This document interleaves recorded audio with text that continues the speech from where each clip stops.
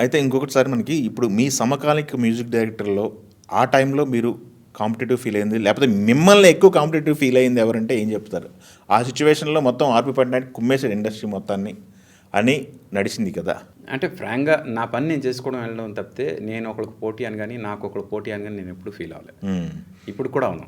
కొత్త హీరో కొత్త డైరెక్టర్తో మొదలైన మీ జర్నీ చూస్తే ఇండస్ట్రీ 4 పిల్లర్స్ అన్న వ్యక్తులతో మ్యూజిక్ పెద్ద పెద్ద బ్లాక్ బస్టర్లో వచ్చినాయి కదా. అంటే అది థ్యాంక్ఫుల్లీ మంచి సిచ్యువేషన్స్ ఉన్న సినిమాలు రావడం, ఆ సినిమాలకు మంచి టేస్ట్ ఉన్న డైరెక్టర్లు ఉండడం, నాతో మంచి మ్యూజిక్ చేయించుకోవడం, అదంతా హోల్ క్రెడిట్ అలా వెళ్తుంది.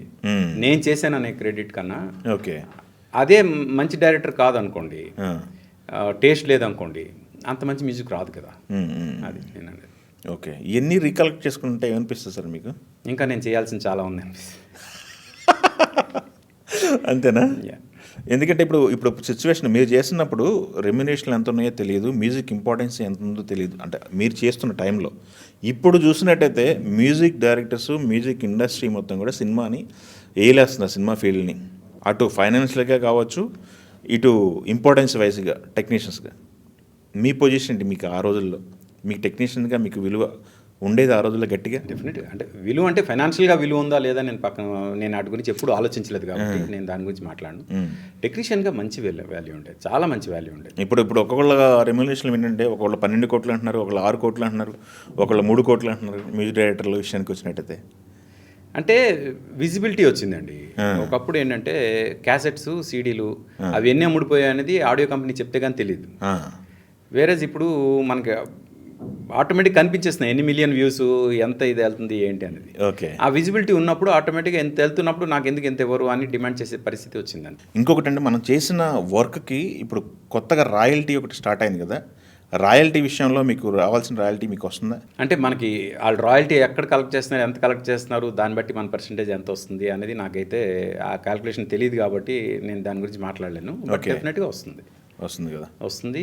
ఇట్స్ డెఫినెట్లీ అవసరాలకి వెంటనే హెల్ప్ అవుతుంది కూడా. Okay okay.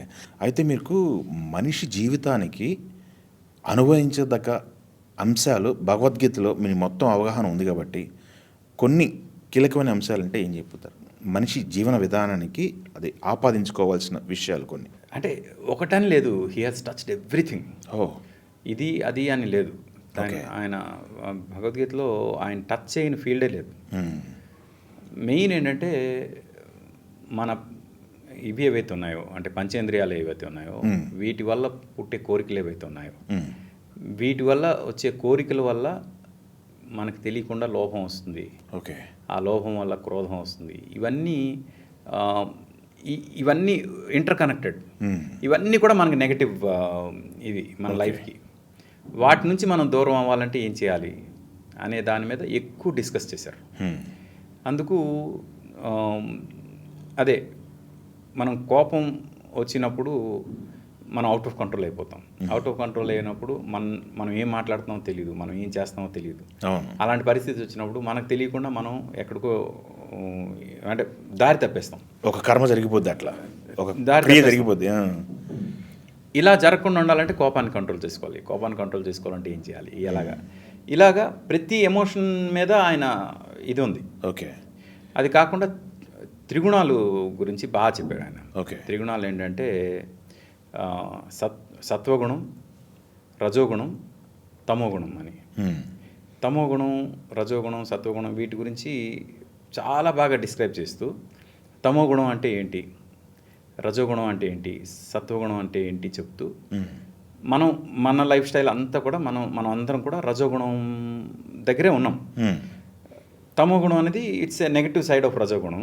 ఓకే, సత్వగుణం అనేది ఇట్స్ ఎ పాజిటివ్ సైడ్, అంటే దానికన్నా హైయర్ లెవెల్కి వెళ్ళడం సత్వగుణం అనేది.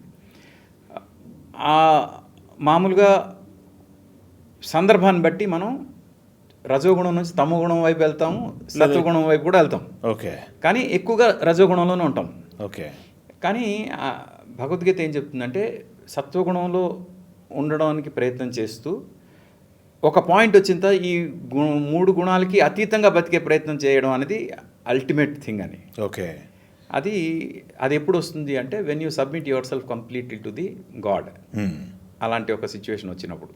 పోతే ఆ సిచ్యువేషన్ అనేది ఇప్పుడు కర్మబంధాలతో ముడిపెట్టుకున్న మనం అందరం కూడా ఆ సిచ్యువేషన్లో ఉండలేం. కనీసం ఈ రజోగుణంలో ఉన్న మనం కనీసం సత్వగుణం వరకైనా మనం ప్రయాణం చేయాలి ఓకే అనే ఒక ఇదైతే ఇస్తుంది, రూట్ మ్యాప్ అయితే ఇస్తుంది. అది ఆఫ్ కోర్స్.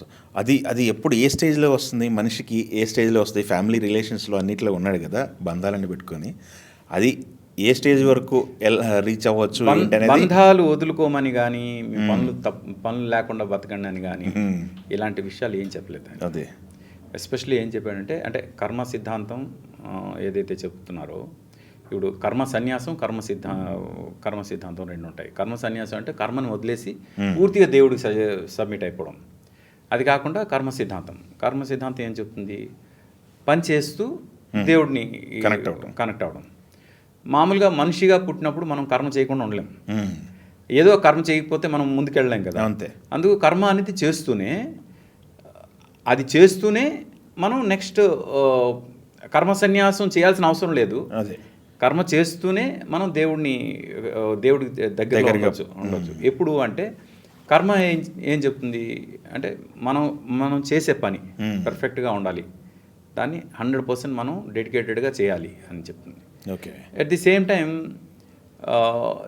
ఇప్పుడు కర్మ సన్యాసికి వచ్చేంత గొప్ప ఇది ఏదైతే ఉందో, రిజల్ట్ ఏదైతే ఉందో, అదే రిజల్ట్ కర్మ సిద్ధాంతంలో ఉన్నవాడికి కూడా ఎప్పుడు వస్తుంది అంటే, తన కర్మ మీద తను 100% ఇస్తూ దాని రిజల్ట్ని తను ఎక్స్పెక్ట్ చేయకుండా ఉంటే చాలు.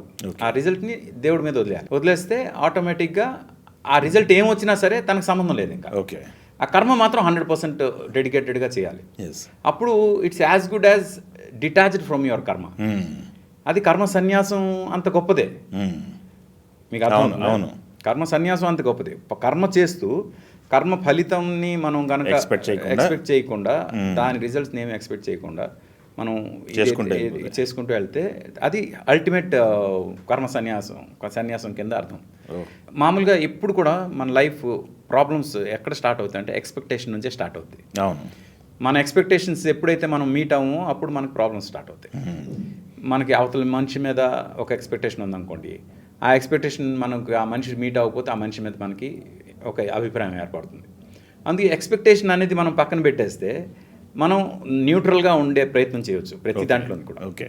అందుకు మీకు సింపుల్ ఇదేంటంటే, ఒక దగ్గర ఎక్కడో చూశాను నేను ఎగ్జాంపుల్. ఒక అబ్బాయి ఎగ్జామ్ రాశాడు, 100% తన డెడికేషన్ తోటి 100% తను ఏం రాయాలో అదంతా రాశాడు.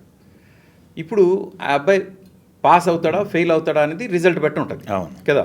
పోతే తను 100% ఇచ్చాడు కాబట్టి డెఫినెట్గా తనకి 100% రిజల్ట్ రావాలి. కానీ పరీక్ష దిద్దేవాడు అతని పెళ్ళంతో గొడవపడి వచ్చి పరీక్ష దిద్దుతున్నాడు అనుకుందాం. అప్పుడు ఏం జరుగుతుంది? ఇతనికి రావాల్సిన 100% రాదు. అయ్యో నేను 100% రాస్తే నాకు 100% రాలేదు అని అతను డిసప్పాయింట్ అవ్వడం కరెక్టా? లేకపోతే నా పని నేను చేశాను, రిజల్ట్తో నాకు సంబంధం లేదు అని డిటాచ్ అయితే కరెక్టా? ఇప్పుడు ఇక్కడ గొప్ప విషయం నేను చెప్తా ఏంటంటే, ఎప్పుడైతే తను అలా డిటాచ్ అవుతాడో, ఇప్పుడు తను ఏం చెప్పాడు, నేను 100% నా పని చేశా, ఈ రిజల్ట్ నాకు హెల్ప్ అవుద్దో అనవసరం. పోతే నేను ఈ 100% నా ఎగ్జామ్ రాసే ప్రాసెస్లో నేను ఏదైతే నేర్చుకున్నాను అది నా లైఫ్కి ఎంత హెల్ప్ అవుతుంది అనేది అర్థమైతే ఈ రిజల్ట్తో సంబంధం ఏమని చెప్పండి, ఆ పరీక్ష దిద్దేవాడితో సంబంధం ఏమని చెప్పండి. అందుకు don't expect the result. Result expect చేస్తే either you succeed or fail. Success అయితే కళ్ళు నెత్తికెక్కుతాయి, ఫెయిల్ అయితే పూర్తిగా డిప్రెస్ అయిపోతాం. రెండు కూడా కరెక్ట్ కాదు. ఓకే. అందుకు దీని మీద మీరు ఫలితం మీద మీరు ఇది పెట్టుకోవద్దని. వెరీ గుడ్ అండి, చాలా బాగా ఎక్స్ప్లెయిన్ చేశారు.